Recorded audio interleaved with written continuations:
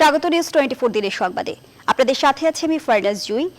জাতির পিতার সম্মান রাখবো মোরা অম্লান এই স্লোগানে ভাস্কর্য বিরোধী অপতৎপরতা রুখতে মাঠে নেমেছেন প্রজাতন্ত্রের কর্মচারীরা।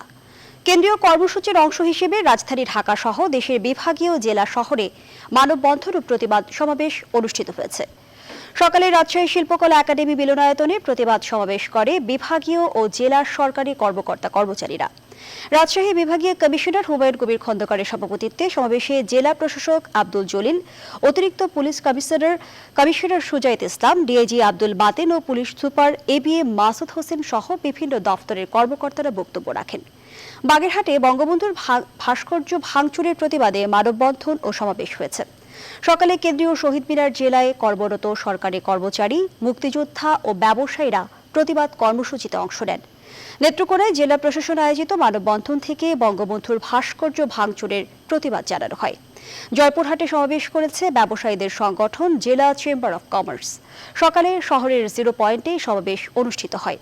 একই ইস্যুতে ঝালকাঠি, সুনামগঞ্জ, পঞ্চগড়, রাজবাড়ী, দিনাজপুর, শেরপুর, বরগুনা সহ দেশের সবকটি জেলা শহরে মানববন্ধন ও প্রতিবাদ সমাবেশ করেছেন সরকারি কর্মকর্তা কর্মচারীরা। তাদের সঙ্গে একাত্মতা জানান মুক্তিযোদ্ধা ও ব্যবসায়ীরা।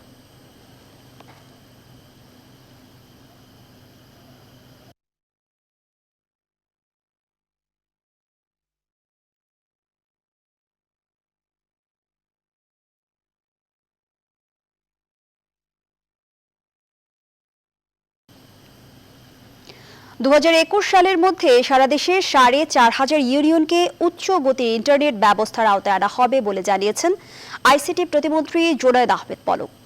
শনিবার সকালে ৪র্থ ডিজিটাল দিবস উপলক্ষে বঙ্গবন্ধু শেখ মুজিবুর রহমানের প্রতিকৃতিতে ফুল দিয়ে শ্রদ্ধা জানানোর শেষে তিনি একথা বলেন। যদিও মানছি দূরত্ব, তবু আছে সংযুক্ত প্রতিপাদ্য নিয়ে দেশব্যাপী জেলা, উপজেলা এবং বিদেশের বাংলাদেশ দূতাবাসগুলোতে বিভিন্ন কর্মসূচির মধ্য দিয়ে দিবসটি পালন হয়। পলক বলেন, ডিজিটাল বাংলাদেশ শুধু আওয়ামী লীগের নয়, 17 কোটি মানুষের। ঘরে ঘরে প্রতিটি মানুষ ভোগ করছে ডিজিটাল বাংলাদেশের সুবিধা। ডিজিটাল প্রযুক্তির কল্যাণে দেশের জনগণ করোনা মহামারীতেও সংযুক্ত থাকতে পেরেছে। শিক্ষা, স্বাস্থ্য, কৃষি, আদালত, সরবরাহ ব্যবস্থা, এমনকি বিচারিক কাজ সচল রাখা সম্ভব হয়েছে।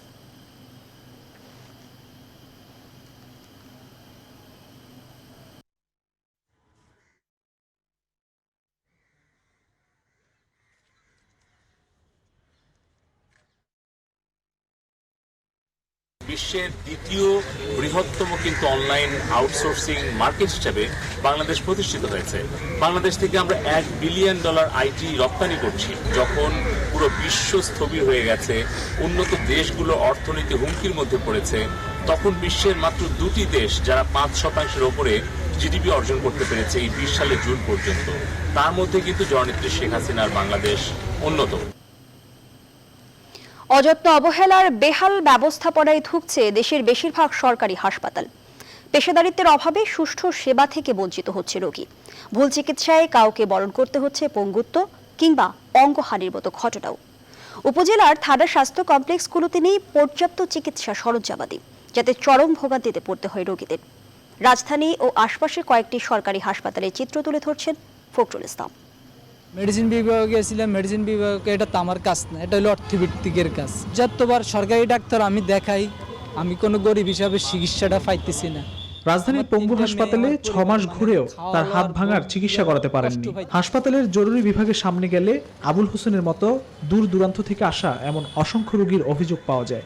তো এইখানে 3 মাস ভর্তি আছিলাম। এবার 3 মাস ভর্তি থাকার পরে অপারেশন করছে আমার। মানে ডাক্তার দেখাই দিয়েছি, আবার 15 দিন পর আবার আইতে গেছি। আমার এই টেস্ট দিতেছে, ওই টেস্ট দিতেছে, কালকে আসতে বলতেছে, মানে খুব ঘুরতেছি, ভর্তি হওয়ার কোনো চান্সই পেতেছি না। রোগী ভাগিয়ে নিতে হাসপাতালের সামনে ওত পেতে থাকে দালাল সিন্ডিকেট চক্র। এমনই চিত্র মেলে ঢাকা মেডিকেল কলেজ হাসপাতালের জরুরি বিভাগের সামনেও। ক্যামেরা দেখে পালিয়ে যাওয়ার চেষ্টা করেন বাচ্চা চুরি সিন্ডিকেট চক্রের এই সদস্য।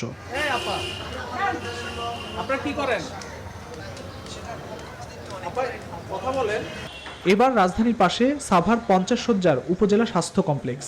ফিটফাট সবকিছু, জরুরি বিভাগে চলছে চিকিৎসা, তবে বন্ধ বিভিন্ন পরীক্ষাগার।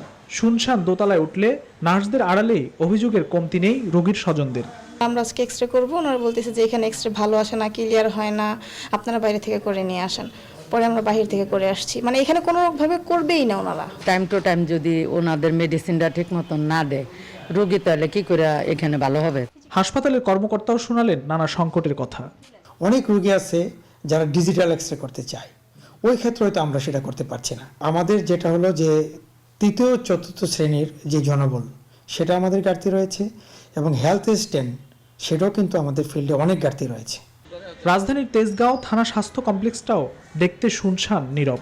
রোগীর চিকিৎসায় প্রেষণে আসা ডাক্তার জানালেন তার আক্ষেপের কথা। ডেন্টাল যে মেন যে ইউনিট, এটা এখানে সচল না।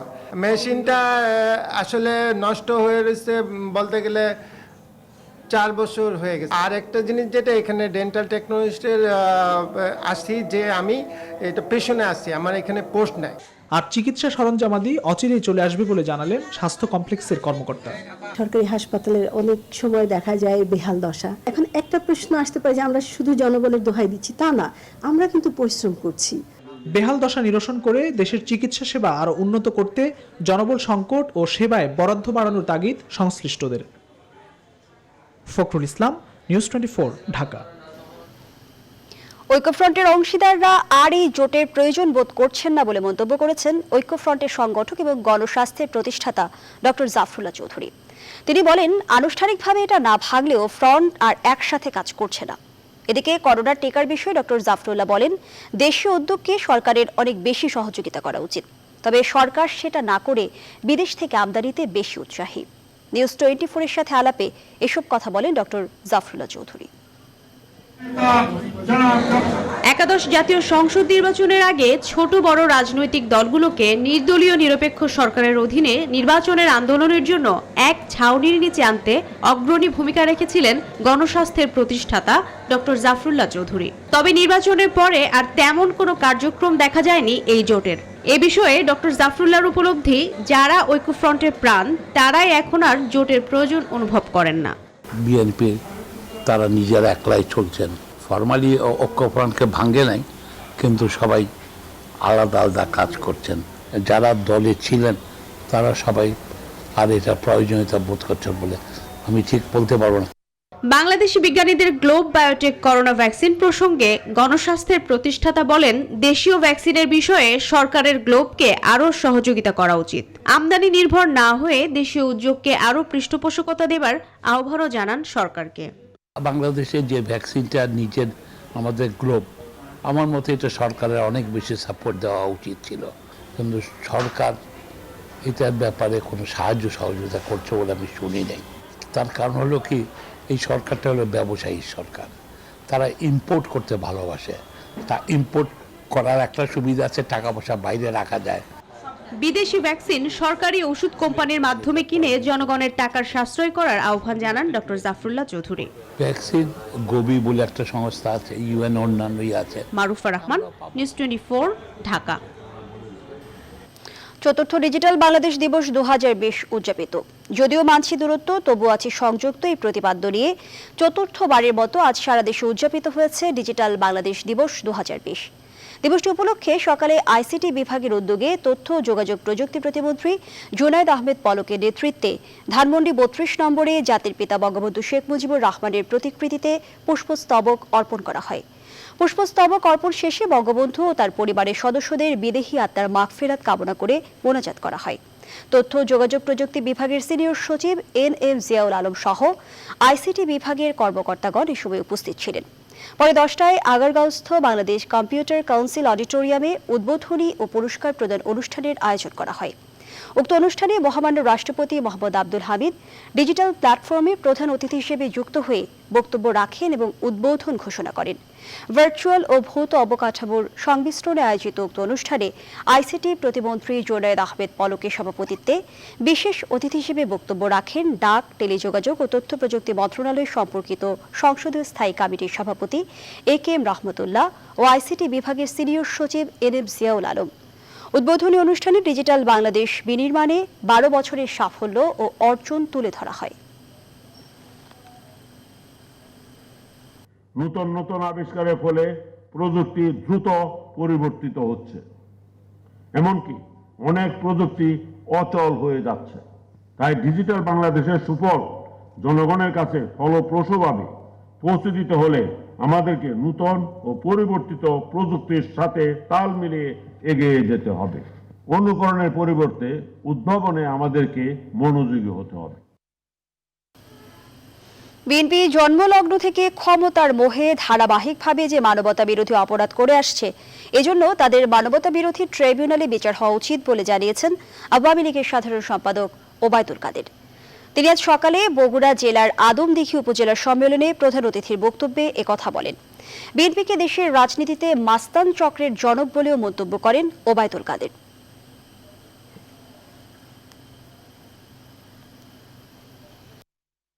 যাদের রাজনীতির সাথে দেশের মাটি ও মানুষের সম্পর্ক নেই, ঢাকা সহ বিভিন্ন বিশ্ববিদ্যালয় চর দখলের মতো হল দখলে রাজনীতি বিএনপি আমলেরই তথাকথিত। মির্জা ফখরুল সাহেবকে বলতে চাই, ভোটের মাধ্যমে সরকার পরিবর্তন হবে, গণতান্ত্রিক ব্যবস্থা এর কোনো বিকল্প নেই। দেশের বৃহত্তম নদী বন্দর সদরঘাট। মাত্র কয়েক বছর হলো এই নদী বন্দরটিকে নান্দনিকভাবে সাজিয়েছে বাংলাদেশ অভ্যন্তরীণ নৌ পরিবহন কর্তৃপক্ষ BIWTA। অভিযোগ আছে কিছু স্বার্থান্বেষী মহলের ব্যক্তিগত সুবিধা এবং স্থানীয় প্রভাবশালীদের দৌরাত্মে আবার যাত্রী বান্ধব পরিবেশ হারাতে বসেছে দক্ষিণাঞ্চলের লঞ্চ যাত্রীদের একমাত্র লঞ্চঘাটের প্রবেশপথটি। আর এসব দেখছে না স্থানীয় প্রশাসন। বিস্তারিত তালুকদার বিপ্লবের প্রতিবেদনে। ইজারাদার, বাস মালিক আর ফল ব্যবসায়ীদের দৌরাত্মে দখল হতে বসেছে দেশের বৃহত্তম নদীবন্দর সদরঘাটের প্রবেশদ্বার। এমন অভিযোগে শুক্রবার সরজমিনে দেখা যায় ভিক্টোরিয়া পার্কের সামনে বাস স্ট্যান্ড। বাসের সামনে দাঁড়ানো ট্রাফিক পুলিশ গাড়ি সিরিয়াল করে দিচ্ছেন। একটু সামনে সদরঘাটের ওয়াইজঘাট থেকে বাদামতলী পর্যন্ত ফলের ট্রাক দিয়ে রাস্তা দখল করে বসেছেন শত শত ফলের ট্রাক। রাস্তা দখল করে বেচাকিনি করছেন ব্যবসায়ীরা। রাস্তা দখল হয়ে যাওয়ায় রিকশার বাঁকে বাঁকে হাঁটতে গিয়ে দুর্ঘটনার শিকার হচ্ছেন অনেকে। একজনে কয় এত টাকা যায়, অত টাকা যায়, খালি কইতেই থাকে। আমরা সাধারণ মানুষ চলতে পারি না ভাই, যে পরিস্থিতি। এদিকে যদি এরা ফলো না করে নিয়ে ব্যবসা করবো, কার অনুমতিতে রাখছে এটা জিজ্ঞেস করেন ড্রাইভার কোথায়। মাত্র 100 মিটার পথ হেঁটে সদরঘাটে প্রবেশে 1 ঘন্টার বেশি সময় যাচ্ছে যাত্রীদের। ঘন্টাখানিক লেগে যাবো। যেহেতু সরকার এই ফলের উপর থেকে ট্যাক্স নিচ্ছে না, তো উনি একটা নির্দিষ্ট একটা জায়গা তৈরি করে দেব। এসব দেখেও যেন দেখছেন না স্থানীয় প্রশাসন। ব্যবসায়ীদের উত্তর, অর্থের বিনিময়ে রাস্তায় ব্যবসার অনুমতি নেন তারা। মাল যদি অতিরিক্ত আসার কারণে আমরা দেশের রুটে আসতেছি, নাহলে আমাদের বাদামতলি ফলমন্ডি আমরা ওই ভিতরে বিক্রি করতাম। বেচার জন্য তো জায়গা না, জায়গা তো বেচার জন্য তো বাদামতলি সাইডে সবাই গাড়ি লাগায়, আমরাও লাগায় বেশি। ভোরবেলা যখন আমরা ফাঁকা জায়গা বানাই দেয় 1000 করে নেয়, এরপরে মনে করেন আপনার কি কয় যে প্রতি টিপে সকালে গ্রুপ 1 গ্রুপ, 9টা গ্রুপ 1 গ্রুপ, 10টা গ্রুপ 1 গ্রুপ 200 করে দিতে হয়। কোতোয়ালি থানা থেকে ওয়াইজঘাটে হেঁটে সময়ের ব্যবধান 5 মিনিট, কিন্তু পুলিশের দাবি রাস্তা দখলমুক্ত রাখতে অভিযান অব্যাহত রয়েছে। রাখা সম্ভব, তার থেকে 3 থেকে 4 গুণ গাড়ি আসে এবং ব্যবসা প্রতিষ্ঠান এত ব্যাপক হারে বেড়ে গেছে। প্রতিনিয়ত আমরা গতকালকে অভিযান করছি, কন্টিনিউ চলছে, আমাদের 15 দিন চলবে কন্টিনিউ। লঞ্চ যাত্রীরা বলছেন BIWTA এইসব দেখেও কোনো পদক্ষেপ নিচ্ছেন না। তালুকদার বিপ্লব, নিউজ 24, ঢাকা। আজ স্বপ্নের পদ্মা সেতু নির্মাণের 5 বছর। নির্মাণযজ্ঞের এই সময়ে সেতু প্রায় 6.5 কিলোমিটার সুপার স্ট্রাকচারে দাঁড়িয়ে যুক্ত করেছে নদীর দুপারকে। অর্থায়ন বাতিল, দুর্নীতির অভিযোগ, সমালোচনা, সর্বোপরি নদীর আগ্রাসন জটিলতা মোকাবেলা করেই সবচেয়ে গভীরতম পাইলিংয়ে সেতু নির্মাণ এখন শেষ দিকে। রোড ও রেলপথের বাকি কিছু কাজ আর নদী শাসন শেষ হলেই বছর নাগাদ খুলে দেওয়ার জোর সম্ভাবনা দেখছেন প্রকল্পের পরিচালক। বাকিটা থাকছে ফখরুল ইসলামের রিপোর্ট। এই পদ্মার আগ্রাসী রূপ কত না তছনছ করেছে মানুষের জীবন, বিচ্ছিন্ন বঞ্চিত করেছে দক্ষিণ পশ্চিমের জনপদকে। তবুও মানুষ স্বপ্ন দেখেছে পদ্মায় সেতু গড়া। স্বপ্নকে বাস্তব রূপ দিতে চেষ্টা শুরু 2011 সাল। বিশ্বব্যাংক চুক্তির পর দুর্নীতির উড়ু খবরে সরে গেলেও থেমে যায়নি অগ্রযাত্রা। স্বপ্ন ছিল অদম্য, তাই প্রতিকূলতা পেছনে ফেলে চ্যালেঞ্জ নিয়ে নিজ অর্থায়নে নির্মাণ শুরু। 2014 সালের 12 ডিসেম্বর প্রধানমন্ত্রী শেখ হাসিনা আনুষ্ঠানিকভাবে নির্মাণ কাজ উদ্বোধনের পর বিশ্বের গভীরতম 122 মিটার পাইলিংয়ের উপর স্বপ্নের শুরু। এরপর 2020-এর 12 ডিসেম্বর। এই 5 বছরে ঝড়, জলোচ্ছ্বাস, পদ্মা আর বর্ষার চোখ রাঙানি অতিক্রম করে বিশ্বের বুকে সফল মাইলফলকের গর্বিত অংশীদার বাংলাদেশ। এই সেতুর 42টি পিয়ারের উপর 41টি সুপার স্ট্রাকচার 6.5 কিলোমিটারে দুপারকে এখন যুক্ত করেছে দৃশ্যমান বাস্তবতায়। মেইন ব্রিজ শেষ 91%, নদী শাসন 76, সব মিলিয়ে 82% সফলতায় দাঁড়িয়ে সেতু। এজন্য 3 দফায় বরাদ্দ 30,193 কোটি টাকায় খরচ 24,000 কোটি। বাধা আর নেই, শুধু অপেক্ষা খুলে দেওয়ার আনুষ্ঠানিকতা। স্বপ্ন জয়ে সারথি 4,000-এর বেশি শ্রমিক, প্রকৌশলী আর নির্মাতা প্রতিষ্ঠান, চায়না মেজর ব্রিজ ও সিনোহাইড্রো 2টি কোম্পানি। বাংলাদেশের জন্য একটা কঠিন চ্যালেঞ্জ। বঙ্গবন্ধু কন্যা শেখ হাসিনা নিজস্ব অর্থায়নে পদ্মা সেতু নির্মাণ করে প্রমাণ করেছেন যে আমরাও পারি। এই অর্জনটা একটা প্রজেক্টের জন্য মাইলফলক, যে আমরা সবগুলা স্প্যান করতে পারছি, শেষ করতে পারছি।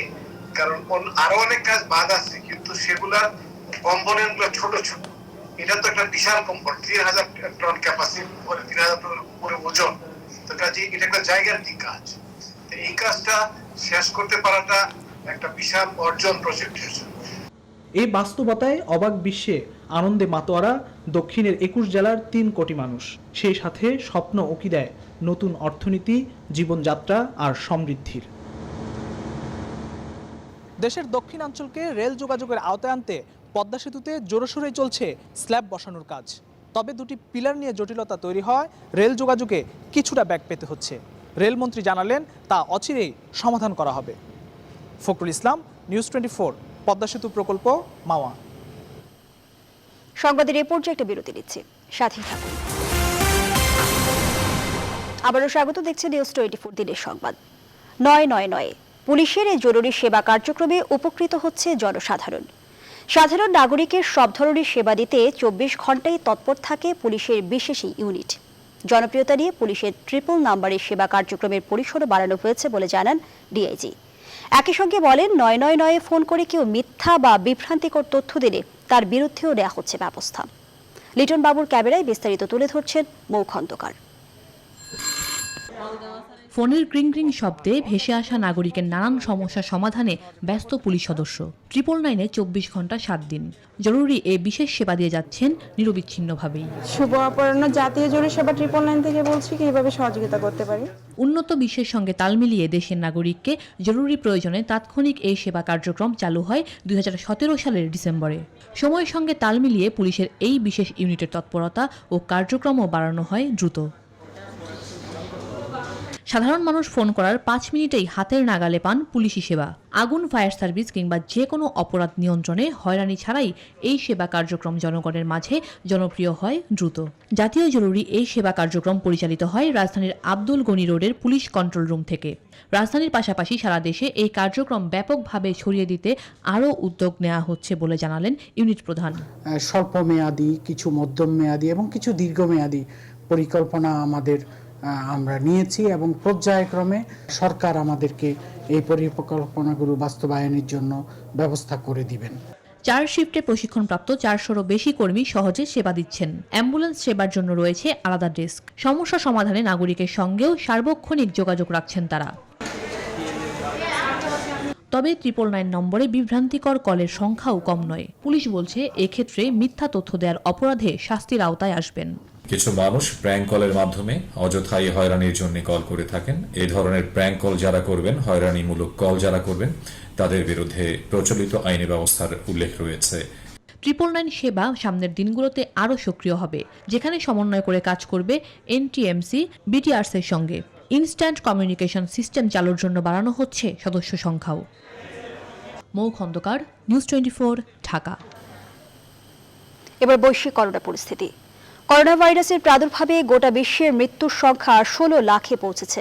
আক্রান্ত ছাড়িয়েছে 7,13 লাখ। এর মধ্যে যুক্তরাষ্ট্রে একদিনে মারা গেছে 2,810 জন, আক্রান্ত 2,12,000-এর বেশি। আর জার্মানি ও রাশিয়া একদিনে রেকর্ড সংখ্যক মানুষের মৃত্যু হয়েছে। গত 24 ঘন্টায় জার্মানিতে মারা গেছে 587 জন এবং রাশিয়ায় 613 জন। জার্মানিতে মৃত্যুর পাশাপাশি কোভিড সংক্রমণের রেকর্ড করেছে। 24 ঘন্টায় ভাইরাস শনাক্ত হয়েছে 29,875 জনের। মহামারী শুরুর পর থেকে দেশটিতে একদিনে আক্রান্ত এবং মৃত্যুর এই সংখ্যা সর্বাধিক। বড়দিন উপলক্ষে লকডাউন কিছুটা শিথিল করলেও তা আবারও কড়াকড়ি করতে যাচ্ছে প্রশাসন।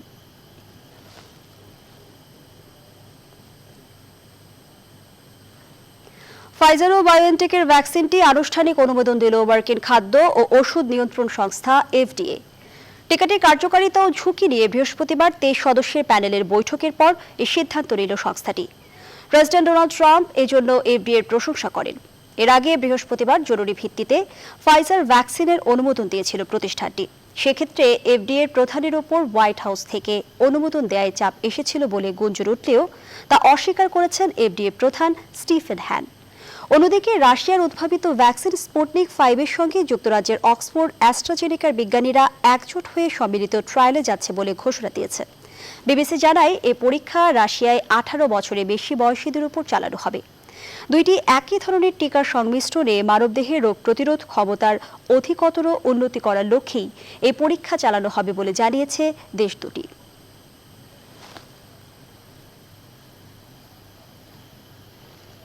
এ পর্যায়ে আবারও বিরতি নিচ্ছি, সাথেই থাকুন।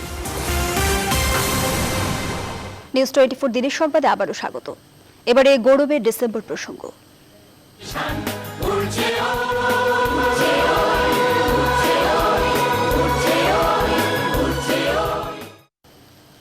মুক্তিযোদ্ধা শমশের মোবিন চৌধুরী, যিনি দেশের স্বাধীনতার জন্য শত্রুপক্ষের ঘাঁটিতে থেকেও বিদ্রোহ করেছিলেন, সম্মুখ সমরে আহত হয়ে বন্দীও ছিলেন দীর্ঘ সময়। অনেক অত্যাচার আর মৃত্যুর আশঙ্কা থাকার পরেও যার বিশ্বাস ছিল স্বাধীন দেশে বাঁচবেন মাথা উঁচু করে, সে স্বপ্ন কতটুকু বাস্তবায়ন হয়েছে তাই জানিয়েছে নিউজ 24-কে সুকন্যা বীরের প্রতিবেদনে।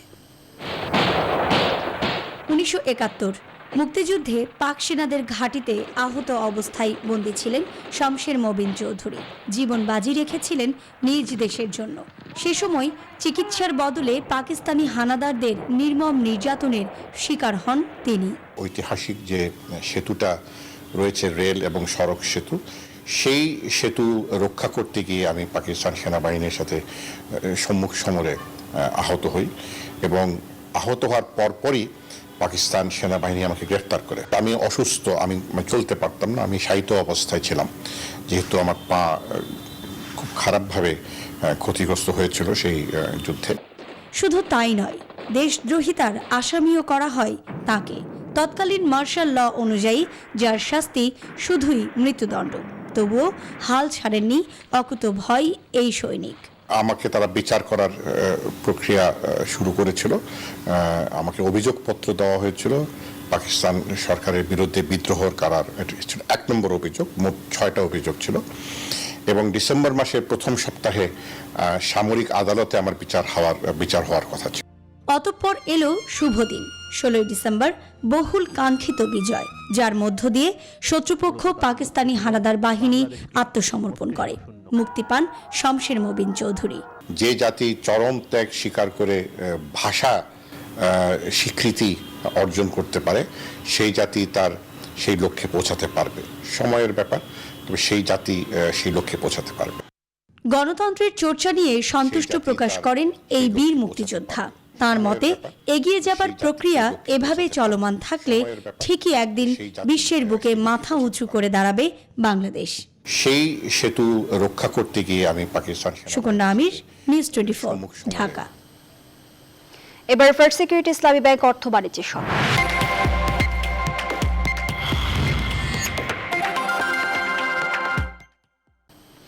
পাকিস্তানের ক্ষমতাসীন সরকার 2019-20 অর্থ বছরে বিভিন্ন বৈদেশিক সংস্থা ও বাণিজ্যিক ব্যাংক থেকে প্রায় $10.5 বিলিয়ন মার্কিন ডলার ঋণ গ্রহণ করেছে। দেশের অর্থনৈতিক সম্পর্ক বিষয়ক মন্ত্রণালয়ের বার্ষিক প্রতিবেদন থেকে এ তথ্য পাওয়া গেছে। গেল অর্থ বছরের তুলনায় ঋণের পরিমাণ 25% বেশি। সংস্থাগুলো এই টাকা 99% ঋণ এবং 1% মঞ্জুরি হিসেবে প্রদানের প্রতিশ্রুতি দিয়েছে।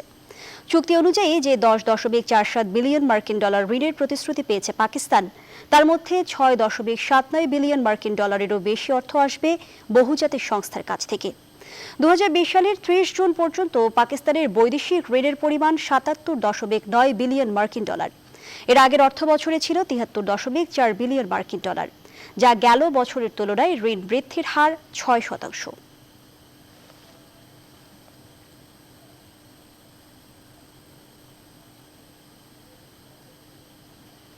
ন্যাশনাল ব্যাংক লিমিটেডের চেয়ারম্যান ও মুক্তিযোদ্ধা জয়নুল হক শিকদারের পিতা মরহুম মকফর উদ্দিন শিকদারের মৃত্যুবার্ষিকী উপলক্ষে দোয়া মাহফিল অনুষ্ঠিত হয়েছে।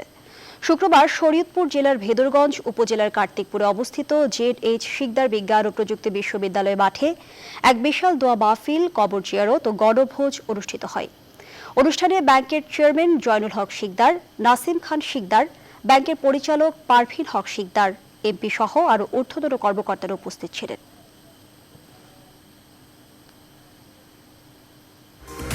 দর্শক, এই ছিল এখনকার আয়োজনে। এতক্ষণ সাথে থাকায় ধন্যবাদ সবাইকে।